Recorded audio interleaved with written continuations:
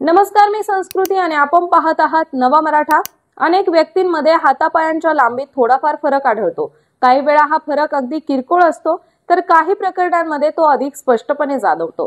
हातापायांच्या लांबीतील या असमानतेची विविध कारणे असू शकतात आणि काही वेळा त्यावर उपचार करणे आवश्यक ठरते।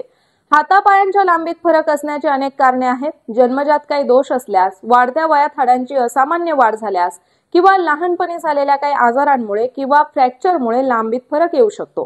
काही प्रमुख कारणे आहेत, ते पुढील प्रमाणे आहेत, पाहूयात। काही नवजात बालकांमध्ये जन्मजातच एका पायाची किंवा हाताची लांबी दुसऱ्यापेक्षा कमी असू शकते।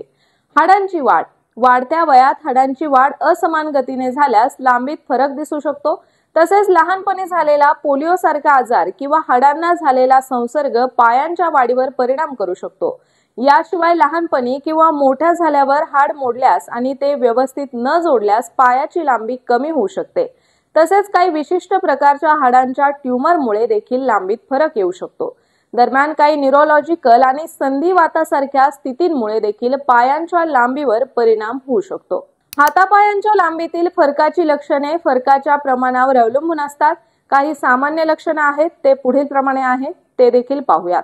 चालताना त्रास होणे, दोन्ही पायांची लांबी वेगळी असल्यामुळे चालताना लंगडणे किंवा तोल जाणे। पाठदुखी, असमान लांबीमुळे शरीराचा भार एका बाजूला जास्त येतो आणि त्यामुळे पाठदुखी होऊ शकते। त्याचबरोबर कंबरदुखी, पाठीप्रमाणेच कमरेवरही अतिरिक्त ताण येतो आणि दुखणे सुरू होते। मांड्या आणि गुडघेदुखी, चालताना शरीराचा भार व्यवस्थित विभागला न गेल्यामुळे मांड्या आणि गुडघ्यांवर ताण येतो। कपड्यांची समस्या, पॅन्ट किंवा स्कर्टची लांबी एका बाजूने मोठी आणि दुसऱ्या बाजूने छोटी वाटू शकते। थकवा, चालताना जास्त ऊर्जा खर्च झाल्यामुळे लवकर थकवा येऊ शकतो। तर हातापायांच्या लांबीत थोडा जरी फरक जाणवत असेल आणि त्यामुळे दैनंदिन जीवनात त्रास होत असेल, तर डॉक्टरांचा सल्ला घेणे महत्त्वाचे आहे।